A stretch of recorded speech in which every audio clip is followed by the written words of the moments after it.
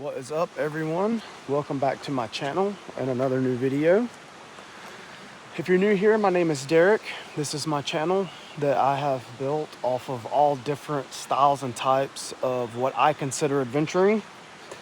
Hope you find something useful here. Hope you find the content entertaining, and let's get into what we're doing today. So we are here at the Bear Creek trailhead, and this is a loop trail. From what I was reading on the kiosk just a minute ago when I got here,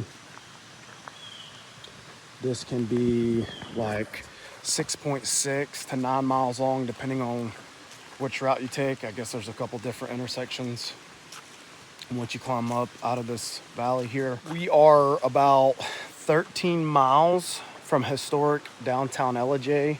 This is the very southern tip of the Cohutta Mountains. It is remote here. It is don't have any service. And again, in my other Cohutta videos, I have gave disclaimers and warnings and all that. So I'm gonna save you from all that. Other than I'm just gonna say, make sure you do your research, plan, have all your equipment or extra gear that you need. I highly recommend using a personal locator beacon of some sort, whether it's the new iPhone or whether it's a Garmin or whether it's a spot device, something like that. That's going to be your saving grace out here in these types of situations. We're going to be on the bike today.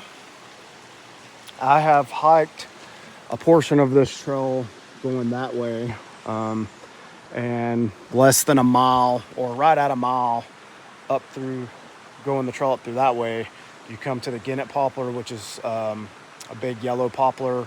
It is, or was considered, the largest living tree or largest living poplar in the state. I think it has since died, but it's been a protected area for quite a few years now, probably since before the Cohuttas were even established as a wilderness or WMA area. A lot of these trails are directional by day, so that's what I was checking for at the kiosk when I first got here, is to see which way I needed to ride. It seems like this trail's kind of open to ride either direction, so I'm thinking we're probably going to start out going towards the poplar, and then eventually I'm going to assume that we're going to come back down this giant hill and come back up to over here. The goal is to probably complete the whole loop, but we'll see how I'm feeling as we get out there. I haven't ridden in quite a few many months, so probably take me a few minutes to get back used to the bike, how everything works. I did a once over on it yesterday before I loaded it, clean and wax the chain, got my air pressures adjusted, pulled the steering tube and all apart, greased the head bearings, went ahead and pulled the crank out, greased the crank bearings, made sure the rear derailleur was tuned right, made sure the brakes was working properly, and I believe it's ready to go. So let's get after it.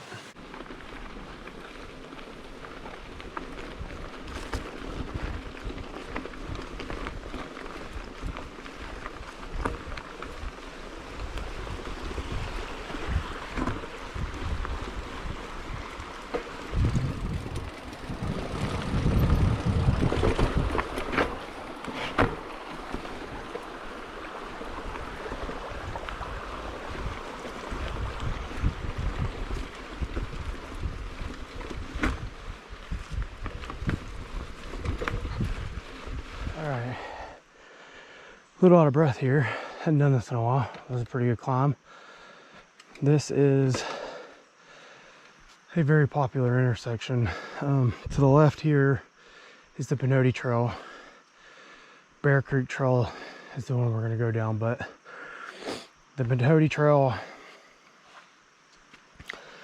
is a popular multi-use trail, hiking and bicycling, and I think in some areas even horseback riding. But what a lot of people do is Mulberry Gap Mountain Bike Resort is just over the mountain from here. So a lot of people will go and park over there, ride the forest road up to the top of Potato Patch, jump on the Cohutta down to the Bear Creek Spur Trail, ride the Spur Trail down, and end up here. Or I'm sorry, the Cohutta, they can ride down to this part of the Cohutta Bear Creek Trail intersection, or I see a lot of them will also take the Bear Creek Spur to an intersection above the Gannett Poplar up here, and then run the Bear Creek back to the parking area. And as you notice at the trailhead back there, I was the only car parked there, but probably 2 or 3 miles back, where I turned off the paved road onto the forest road, there were several cars parked with bike racks. So I'm assuming that's probably shuttle vehicles, and whoever else is out here is probably making a run from the top down. I knew there was a few creek crossings on this trail.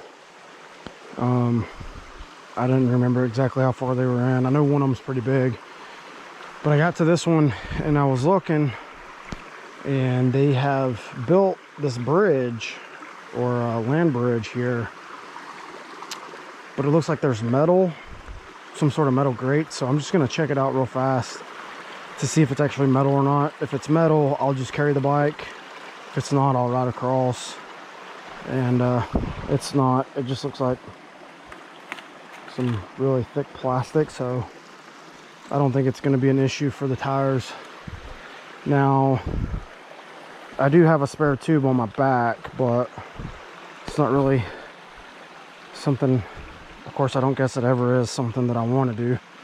It's not really something I'm interested in having to change a tire my first time out riding in a couple months.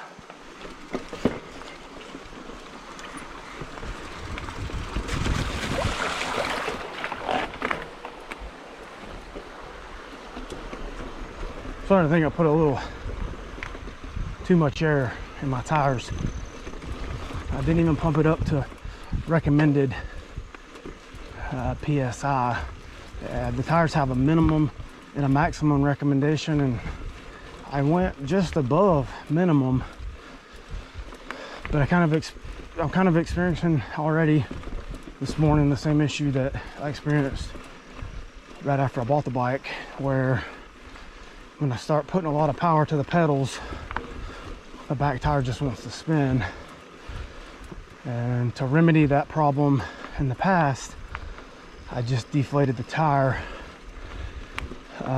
somewhere under 20 pounds. Now, when I checked the tire pressure last night, both front and rear was at like 16 PSI, which I wasn't running them that low, especially the front.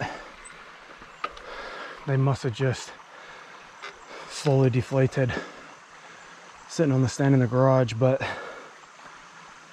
I'm up at around 30 PSI now, so at some point I may end up deflating them back down. Coming up on another creek crossing here, and this one looks like it might be a little more difficult. Might get my feet wet on this one.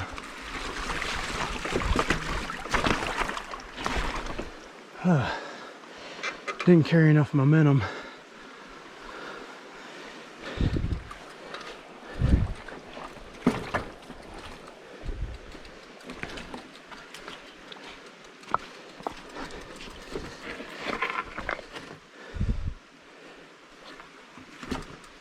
All right, made it across the creek.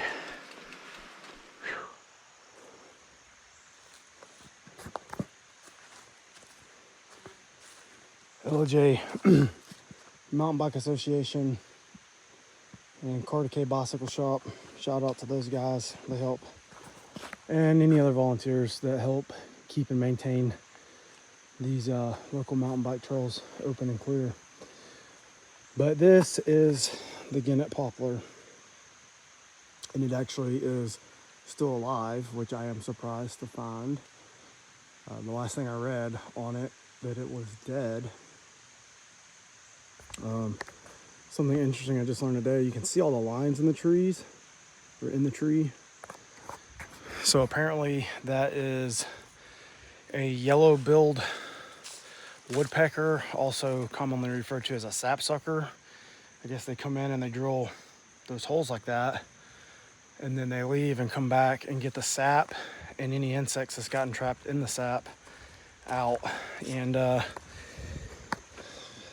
apparently it doesn't hurt the tree. I don't know. I think I read somewhere at some point that this tree is like 18 feet around on the circumference. Last time I was here, I actually have a picture of me standing with my arms around, and it doesn't even take up one side of the tree. So it's definitely huge. And here's a look from the back side.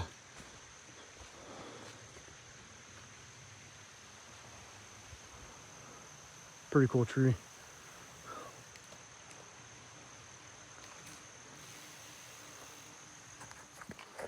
Sorry for the abrupt ending.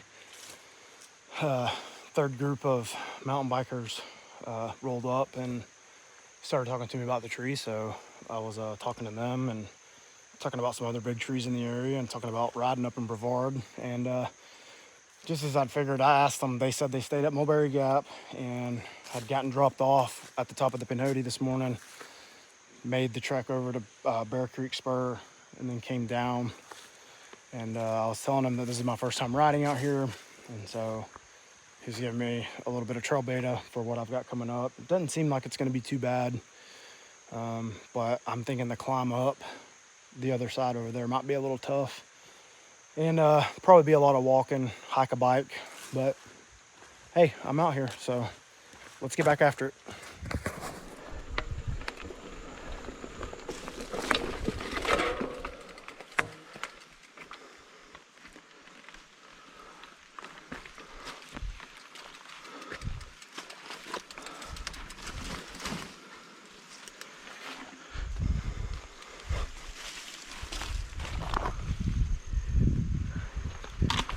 Oof.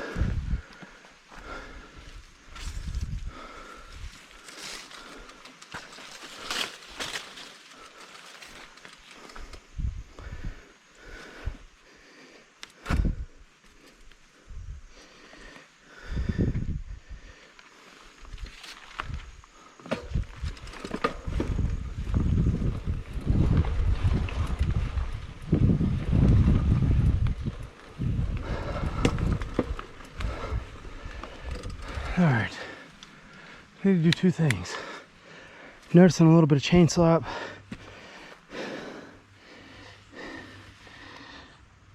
My clutch was off.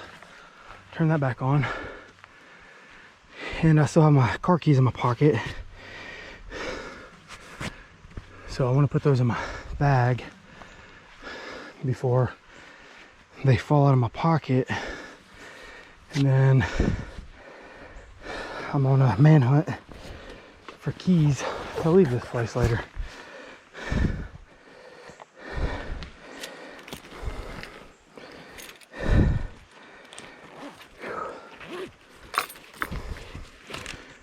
Go ahead and grab some more water. Good thing I brought my filter.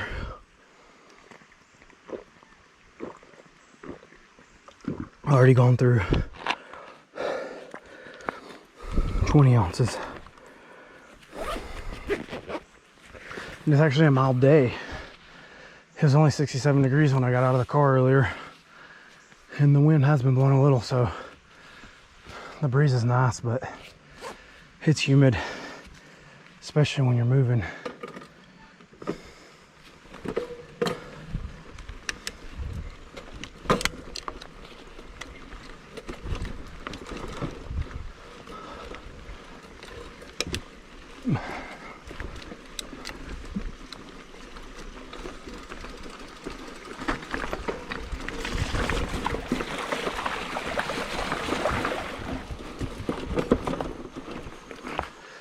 Now since I turned the clutch on, the gears are funky.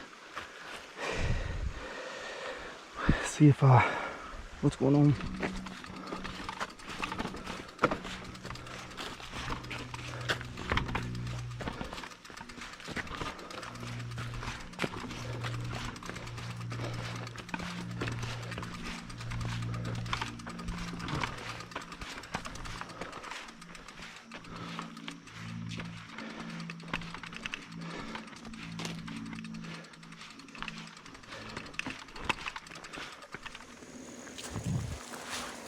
How's it going? All right. Yeah, that's a big climb. Okay, so just climbed out of the gorge up to here. I don't know, something right at 3 miles from the parking area where the car's parked. Just talked to a guy on a bike. He said it's 5 miles from the road. Anyways, this is the intersection to the Bear Creek Spur and then Bear Creek Loop. So looks like we're at the top of the ridge now. So I probably could actually take this back around and it's gonna come back down into the valley at Bear Creek. But I just worked to come up this hill and it was a tough climb, as you've seen. I hiked the bike more than I'd like to admit, but in the end we still made it. And I think at this point what I'm gonna do is I have the option of continuing on the Bear Creek Loop or going back down the way I came. And it'll both end up being around 6.5 to 7 miles either way I go, which was what I intended to ride to begin with. So I think what I'm going to do is, of course, I brought my hammock like I do every time, but I think I'm gonna hang my hammock right here somewhere, kind of catch my breath, rest for a few minutes, and then put my GoPro on charge for the ride back down. I think I'm gonna take the hill back down Bear Creek, just because I think it would be a super dope downhill, and everyone I've passed today has been going that way. All 5 bikers I've talked to got a ride up to the top and then just rode down. And so I think that's the ticket. But I already made my ride up and earned the downhill, so I'm gonna ride the downhill. And when I get back down by water, I'm gonna fill my water bottle up and get some water because I'm actually very thirsty right now, which is kind of odd for me. I usually have to make myself drink, and at the moment I am actually craving water, and that's a good sign of dehydration. So when I get back down by the creek, I'm gonna go ahead and fill up a bottle, purify it, and get some water back in my system. So you guys stay tuned. I'll catch back up with you when we head back down.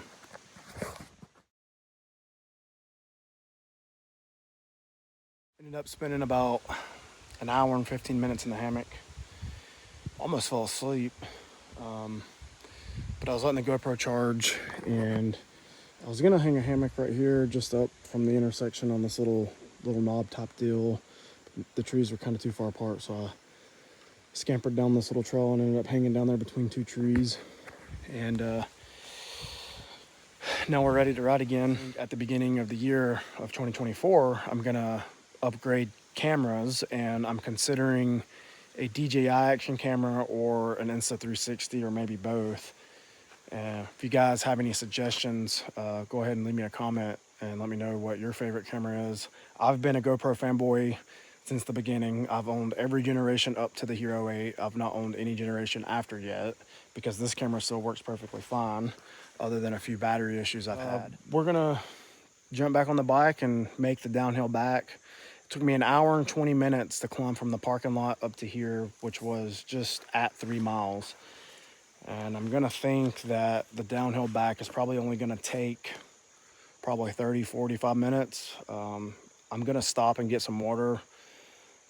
So that'll add a little bit of time, but we should be back to the car by no later than 2:45, I'd guess. We'll see.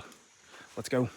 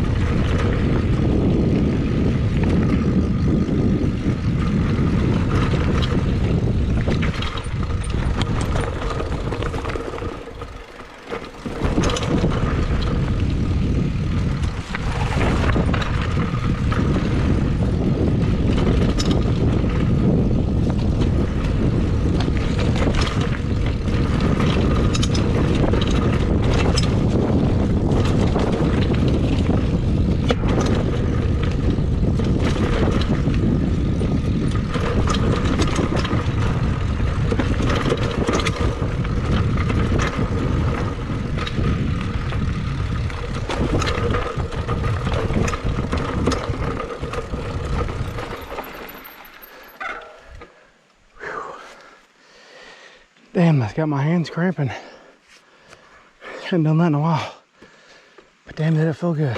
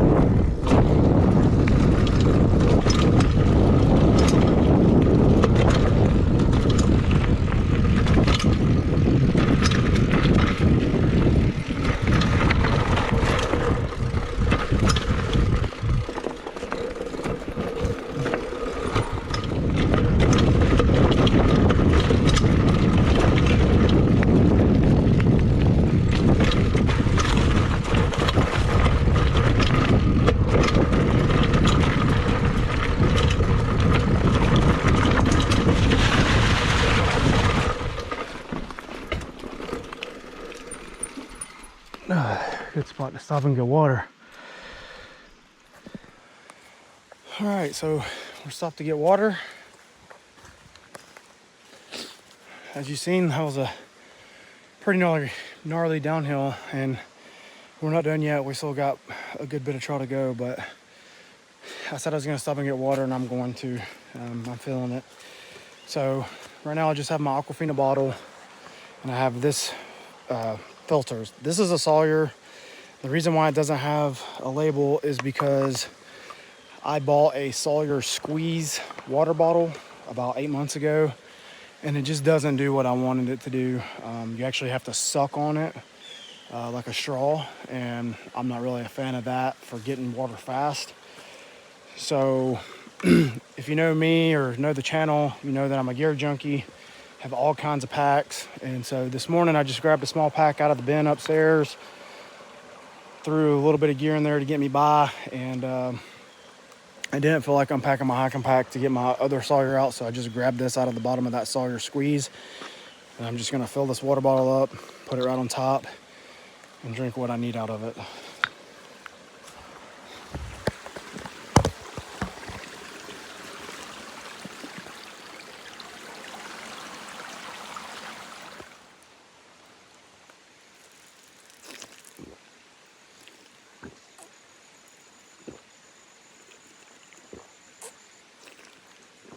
So it's not supposed to leak like that, but I guess the Aquafina bottle threads are a little different than Smart Water Dasani, because if it's on there, it's just, it likes to leak around the edges, but I'm getting enough water through as well to quench my thirst at the moment. So I'm gonna finish this bottle, maybe another one, and then we'll be back on the trail again. Stay tuned. All right, back on trail. Had 2 bottles of water, feeling a lot better now. Damn, that was rough. Got something going on with my gear shifter. Kind of tried to take a look at it, but looks like maybe, I don't know why. Whoa. Looks like the taller gears are working, the lower gears are not. They work when they want to. So if I can just make it back to the car with what I got, it'll be something I have to go over when I get home. It finally shifted to a lower gear, and then I went and shifted it back up. But on these downhills like this, if you don't stay in a taller gear, you can't keep up with the bike on the pedal strokes.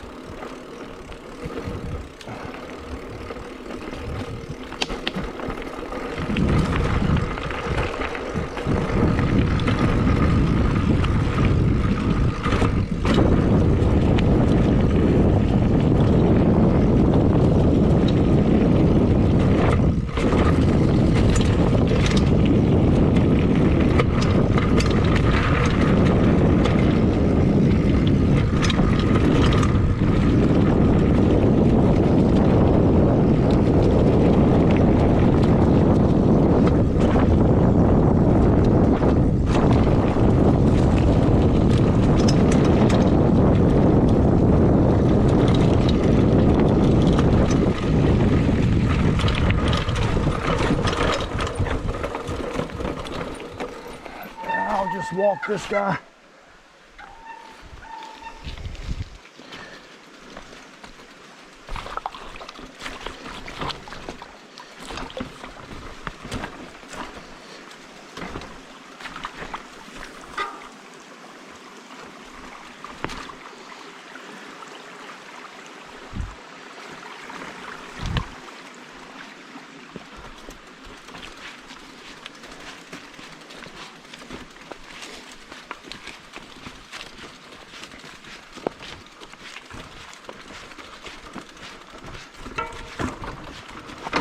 Ow.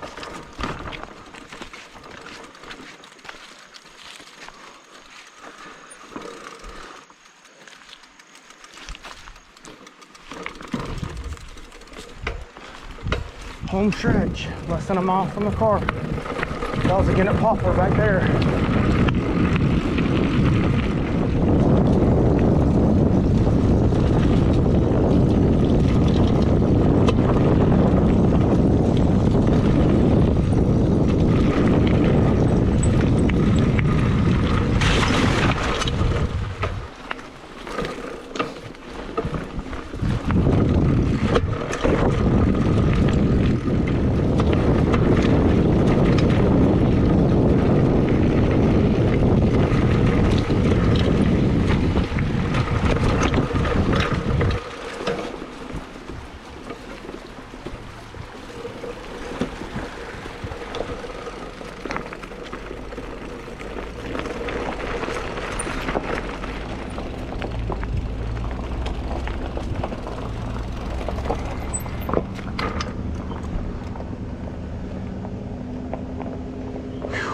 like that, made it back to the car.